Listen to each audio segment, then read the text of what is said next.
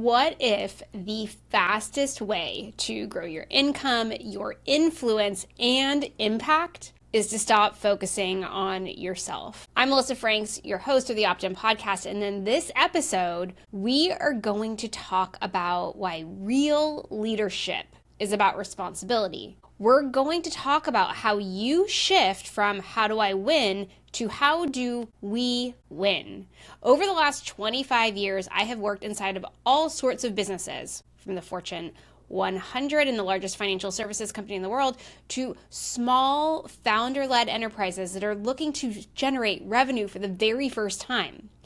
As I have scaled businesses across industries, I've seen the inside of leadership teams, the good, the bad, the ugly, and I can tell you that themes emerge whether you're pre-revenue or you're a $10+ billion company. What I have found is that what separates stagnant leaders from exponentially compounding leaders is their ability to give back in the moment. This topic came to me because I have been asked to provide a speech to one organization. I've been asked to speak to the media in a couple of other opportunities about the theme for this year's International Women's Day. And what I realized when I was preparing for all of those opportunities was that this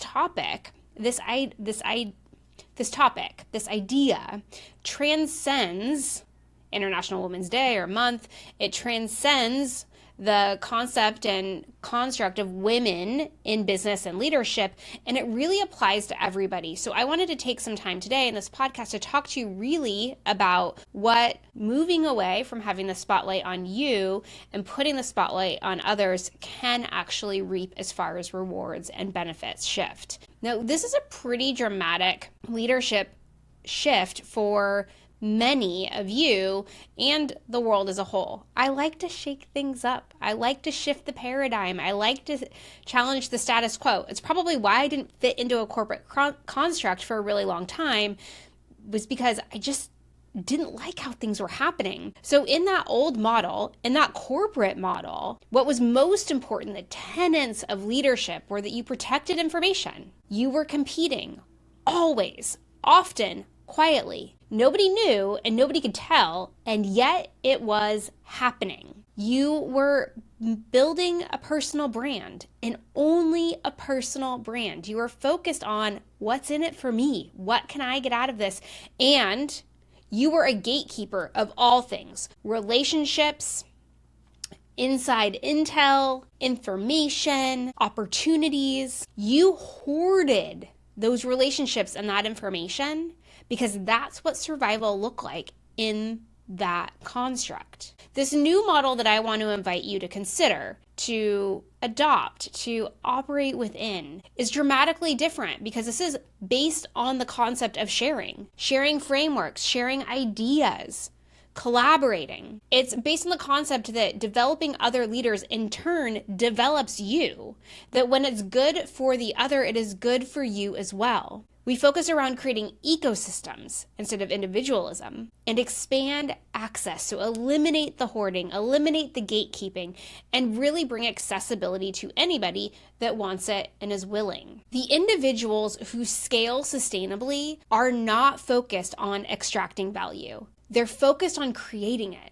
The people that are winning in today's marketplace are not solely focused on the next dollar and the next big win. What they're really focused on is creating something that other people can receive and achieve value through. And 3 ways that this occurs are incredibly simple and things that already exist. They're mentorship, visible thought leadership, and collaboration. The first one I want to talk about is mentorship as a strategic growth lever, because that's really what it is.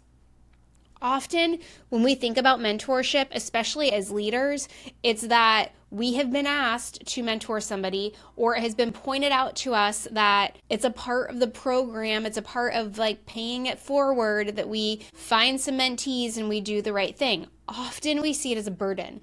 Often we see it as another thing on the list. Often it weighs us down. And I want to be real clear with you right now. Mentorship is not charity. It's succession planning. It's how you protect the future.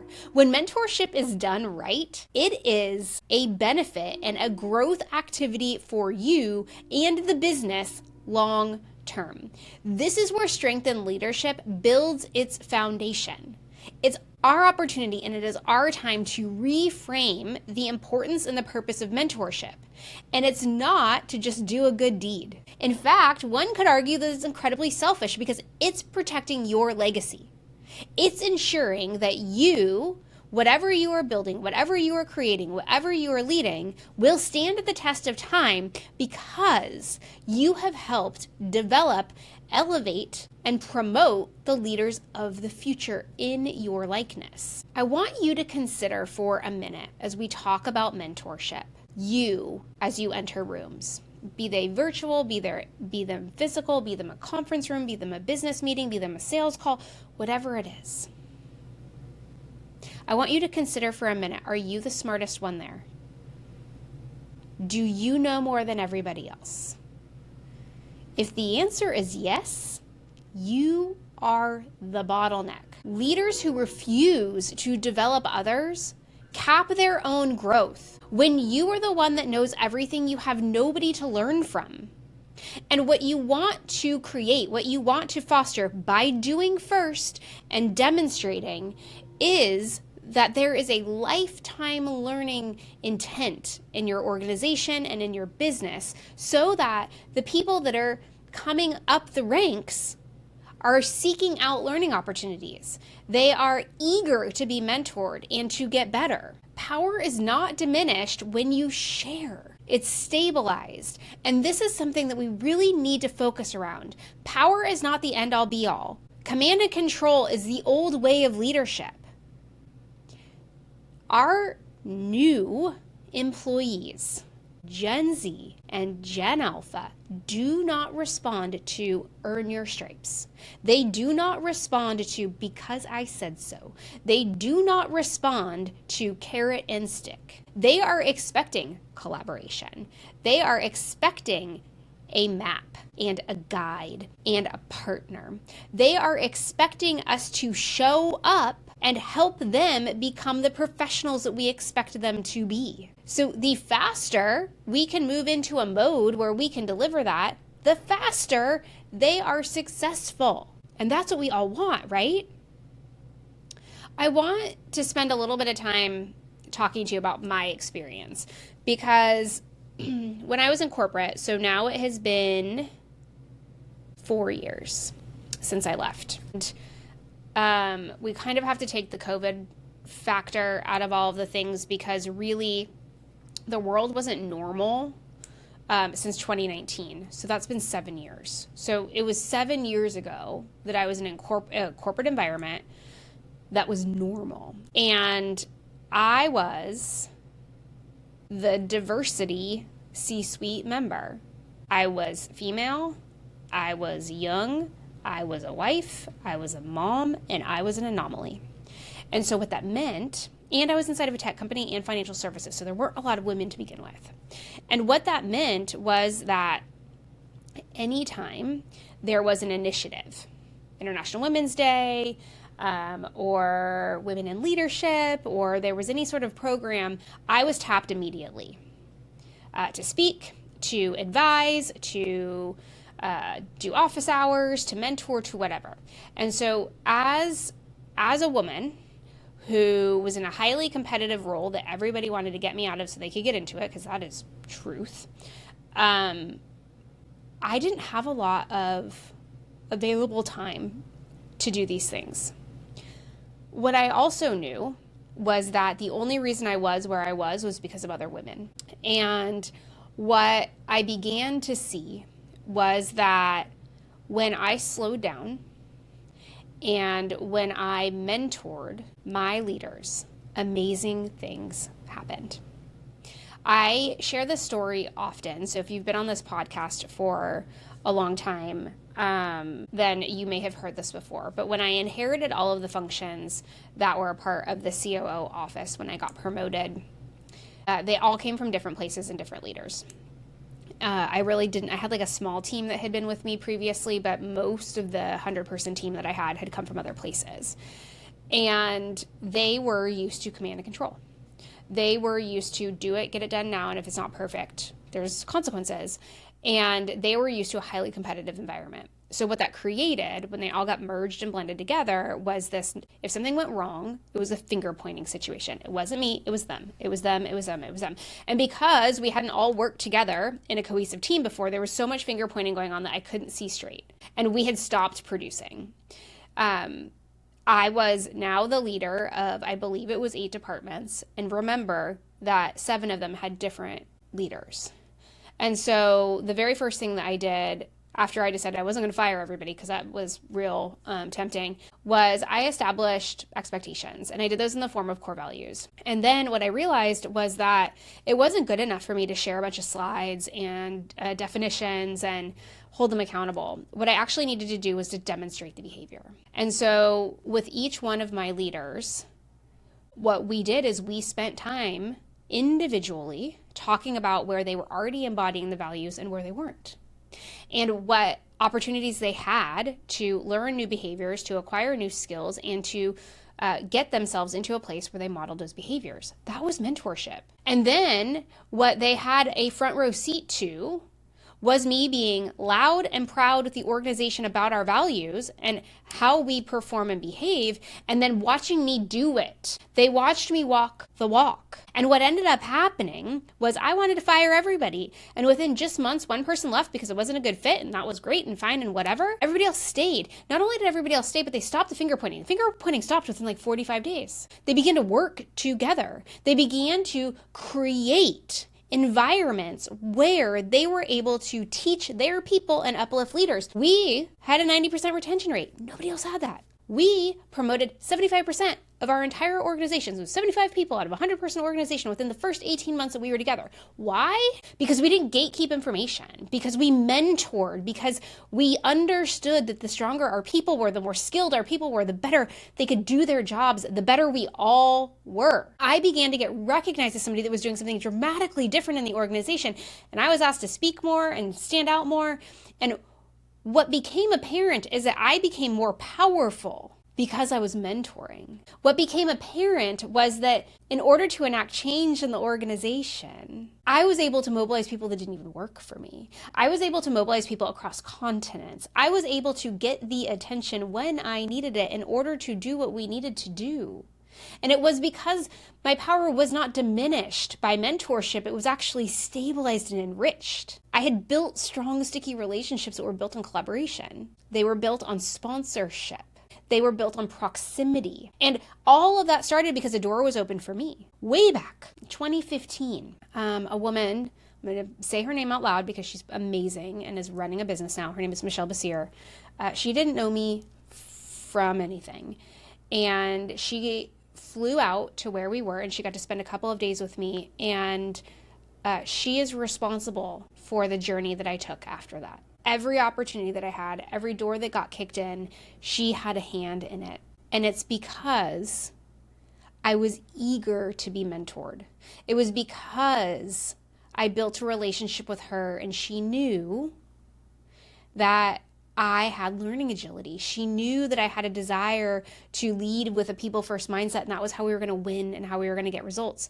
And not only did my success become mine, it became hers as well. It was a symbiotic relationship where she was learning as much from me as I was from her, and we were figuring things out together. And that is the beauty of mentorship. So if you want to take this pillar and strengthen yourself in this regard, I would invite you to find one person that you're actively building and pour into them. I would invite you to delegate decision-making authority, not just tasks. If you have a team of people working for you, look at what you're asking them to do. If you're just assigning tasks where all they need to do is execute, it's an opportunity to give them more. Give them low-level decisions that they can take on their own, sink or swim. It's an opportunity for coaching and mentorship and feedback. Maybe they don't do it exactly the way that you want to do, and maybe you learn something as a result, or maybe they do. But either way, delegate more and more broadly. And most importantly, publicly advocate for someone. Because when you use your influence and power to uplift another, you become more influential and powerful. When you are known to not just look out for yourself, but to look out for others, others seek you out to work with you. Pillar number 2 is visible thought leadership is service. This is deeply aligned with what I do because I firmly believe that visibility is not ego. Visibility is responsibility. When you know things, when you have expertise to share, when you can be helpful, it is your responsibility to do so. Now, I know you may right now be thinking, I don't want to be self-promotional. I don't want to be bragging. I don't want to look egocentric. Or maybe you're thinking, everybody already knows this. I don't have anything to share. Or maybe there's a little bit of self-doubt and you're like, who am I to say anything? Who am I to share my information? I'm no better than anybody else. Those are real fears. We all feel them. Why are people going to listen to me? Why do I think I am so important? The reality is that you have a unique bend on everything. Your thought leadership is different than somebody else's. And there is a right way and a wrong way to share thought leadership.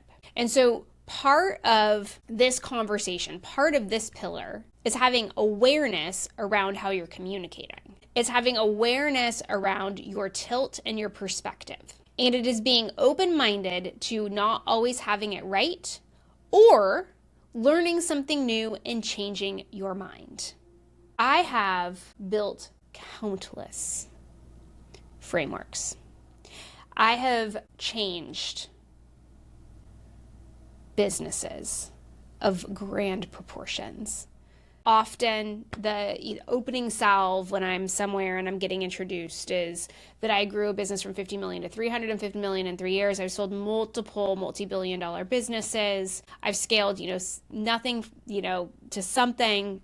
I have a 7-figure business. There's all these things, right, that kind of are flashy and give you credibility, etc. The reality is, I did the work. The reality is that I crashed and burned sometimes. And the reality also is that there are things that I implemented and did inside of large corporations nobody will ever know about. And because I know that I know, I also know that I have a responsibility to share what I know with the world. And so I always think when I'm preparing to share a thought or a tip or go out into the media or stand on a stage, I always think there is somebody stuck right now. There is somebody that doesn't have the answer. There is somebody that wishes that somebody else would just tell them what to do. And what's really cool is I have solved so many problems that I can be that person for a lot of somebodies. And so staying silent, not sharing what I know, means that I'm helping no one. However, stepping into the light, coming forward, sharing your thought leadership, getting visible, you have no idea who you're going to help or support. Just last week, I was at a client event and I was in the background. I was a part of the team. I had no requirement to be on the stage or do any of the things. And the room knew what my role was with that client. And in the in-betweens, waiting to get lunch, after a big picture, during breaks, I had countless people come up to me and say, do you have a minute? Can I ask you a question? And what resonated with me, I answered dozens of questions, maybe more. Quite frankly, I can't even run through all of the scenarios I was asked. But what sat with me at the end of each day was that there was not a single person that asked me a question for which I didn't have real, tangible experience. And I was able to answer them succinctly and quickly and tell them what to do. There was not a single person that came up to me and said, I have this thing, can you tell me what to do? And I'm like, oh, I'm ill-equipped to help you. And that's because I know that I have over 25 years of experience growing, scaling, and solving problems inside of businesses. And let me tell you, I solved some doozies of some problems. When a CEO calls you into her office and she's like, I need you to help me because nobody else will, and she's got an entire board and C-suite that she's saying are nobodies, that's not for nothing. And while I have interesting stories and big corporations experience, you have experience too. And so whatever the thought leadership is, this is something that you can share. This is something you can bring out into the world. When you withhold your thinking, you withhold solutions to other people. You make it more difficult for them to solve their own problems because you're not sharing what you've already learned and know. Sharing your experiences, sharing your learning, sharing your stories, those help other people navigate the moments that they are in. And this transcends, by the way, business. This is things I have, hey, I had a hairy situation dealing with medical insurance. So here's what I know, and I'm just going to share it with you so that as you're navigating yours, X, Y, and Z. Hey, I had a hairy situation in the family court system. Hey, I had this experience over here. I had the most amazing experience when I purchased a couch from Costco. Like, whatever it is, this amazing travel agent, you need to go. Like, you have experiences, whether they're in business or they're in life, that other people would value learning from because you are going to save them time. You are going to help them not make a mistake. You're going to give them a solution to a problem that they've been struggling with. Your experience is someone else's shortcut. It's time to stop thinking that it's egotistical to share your experience and instead consider that you could be helping fast track somebody else's life. The rule of thumb, so I said that this can get a little bit tricky, right? This can, we've all seen it. So I'm not gonna hedge any bets here. Like, we have all seen this thing. People get a little braggy. People that want to have visible thought leadership sometimes overstep their true experience and knowledge basis. And so this is my cautionary tale here, okay? Is that you need to consider what you're sharing publicly and what credibility you have tied to that. If you were already solving it privately, you can teach it publicly, hands down.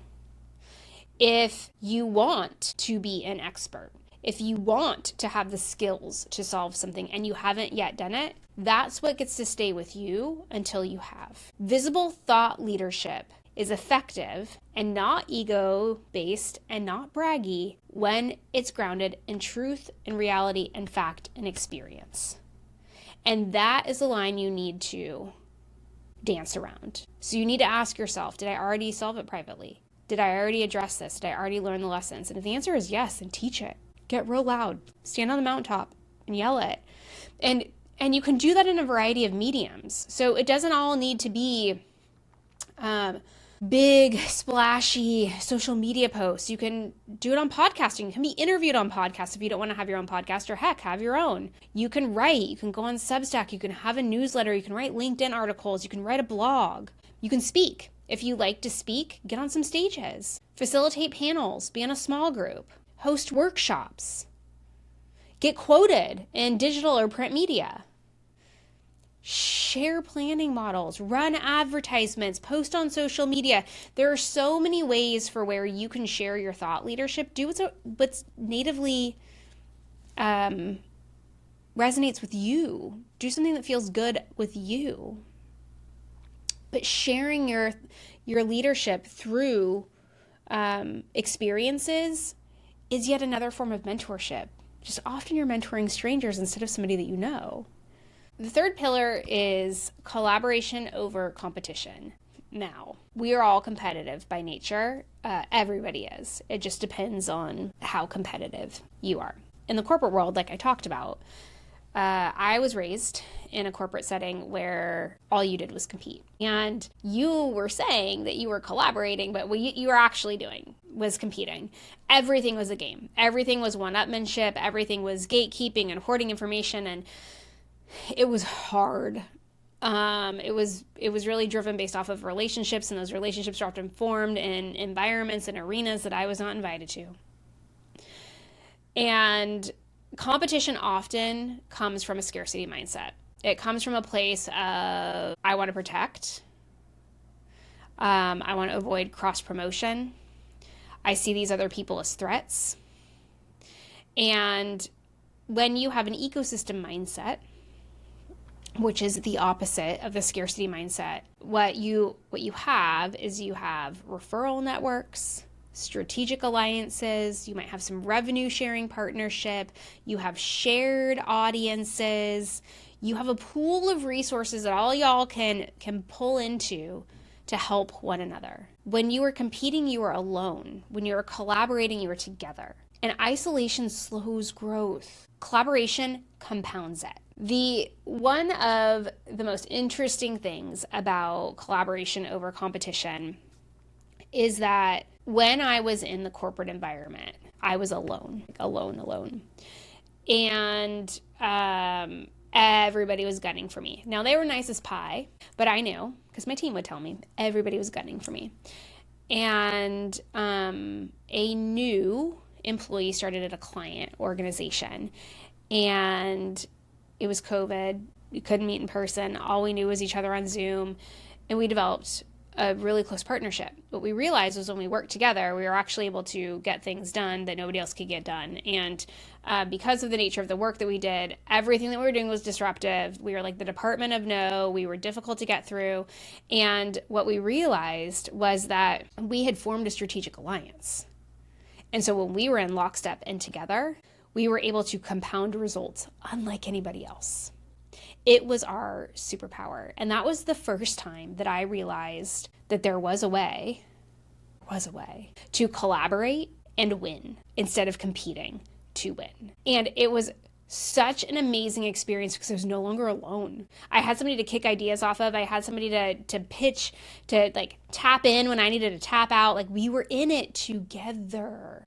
And it was amazing. And so when I started this business, immediately, what I did is I said, who can I collaborate with? Who can I form a community with? Where are my people? Because I knew just from that one little experience, it only lasted like 18 months, that there was power in collaboration. And that if I approach this as I'm going to go out and figure out who all of my competitors are, and I'm going to chase, I'm going to try to compete hard, I was never going to win. I just knew it in my core. So the first thing that I did is I joined a mastermind. I had no business joining it. I didn't have the money for it, but I did it. And the reality is I didn't learn much in there because it just wasn't the thing that I needed to learn in order to help grow my business. But what I did get was relationships. And one of those relationships has now turned into a partnership that is critical to the success of both of our businesses. We share knowledge. She's amazingly exceptional in things that I'm still kind of trying to figure out, and vice versa. We're partners. We collaborate and we cross-refer. So what also became true was that as our businesses grew, we saw the value of what what each other were putting out into the world, and we cross-referred. And her clients became mine and vice versa, and we created visibility with each other. Both sides win. And I don't just have partnerships with her, but it's with others as well. The more I collaborate, the more I seek out partnerships, the more I say, who can I help? Who can I work with? Who can I uplift? The more the opportunities come. I'm building the business in a collaborative framework and model, no longer a competition. Now, do I want to beat out the other guy or girl? Sure. Who doesn't want to beat out the other guy or girl? But what I know is that I'm going to be able to scale sustainably for the long term because of the relationships that I have and the partnerships I've developed. That being able to lean into their thought leadership and their skill sets, their networks, their offers, and them on the flip side do the same is how we are going to grow stronger together. I know that collaboration expands reach because I have felt it. I have received clients from it. I know that it lowers risk because I'm not reliant just on my knowledge. I have other people I can ask questions to and tap into. It also has built reputational equity. There is confirmation when your name is said in partnership with somebody else's that you're at the same level, that you are legitimate, that you are credible, that you do deliver the results that you say, and it's long-term leverage. When you can move from a place of competition to collaboration, you can unlock the lever that turns on exponential growth in your career or your business. Now, the last thing I want to talk about, and it's not really a pillar, but it's something that I just want to take a beat for. Y'all know that I don't love talking about burnout because I think it's overplayed and overused. But there is this point of view around sustainable leadership. And sustainable leadership is really, how can you lead for the long term? How can you have the energy and full tank to be able to mentor and provide thought leadership and collaborate while still doing the real work? And you have to be able to do that from a place of strength. In order to be able to continue to give, you cannot be depleted. In order to be able to give, you must have a full tank, and you must have it strong. Leadership does not require self-sacrifice. And if you think that, then we really need to go back to the beginning of this podcast and you need to listen again. This is the whole adage that, when you're in the airplane and something goes sideways and you're traveling with a kid, you need to put your oxygen mask on first. This is absolutely true. Giving to gain does not mean exhausting yourself. It means structuring leadership so generosity becomes sustainable. So what that means is that as you are giving to others, you build it into your leadership operating model. It becomes a pillar of how you lead. It also means that you are very clearly establishing how you give with boundaries. It means that you do not give everything to others and leave nothing for yourself. You have systems and processes. If you formally mentor people, then there is a process for them to submit to becoming a mentee and for you to evaluate and for you to schedule, and there is a framework and a program that you follow. Sustainable leadership means that you have time to intentionally grow as well. When you are giving to others and you are not getting for yourself, your tank will empty out. You need to look at this as the long-term play. This is the way that you are operating going forward. And if this is something for you to do forever, what can you do that is sustainable? You may need to reset the narrative. You may need to look and see exactly how can I fold this in and change the way that I am doing things so that I can still get the results that I want and pay it forward and give and grow through generosity. You want to make sure that you are operating from a place of overflow always. So now that we've come to the end, I want to just give you some thought-provoking questions. These are great things for you to write down in a journal if you want and just kind of brain dump in the mornings. I want you to consider, who are you actively building right now, today? I want you to consider, where are you withholding your voice? I want you to consider who you could collaborate with instead of competing against. And my last question to you is, are you leading from accumulation or multiplication? The real power move in leadership isn't accumulation, it's multiplication. And if you want to gain influence, income, and impact, you have to start by giving opportunity. Thank you for your time today. The best way to support this podcast is to rate, review, and subscribe. And if you are looking for support in your business, if you have questions that are unanswered and you need some thought leadership, you can book a free consultation call with On Call COO. The link is in the show notes. And until I see y'all next time, please know that you are wise and you are strong and you are capable, and I believe in you.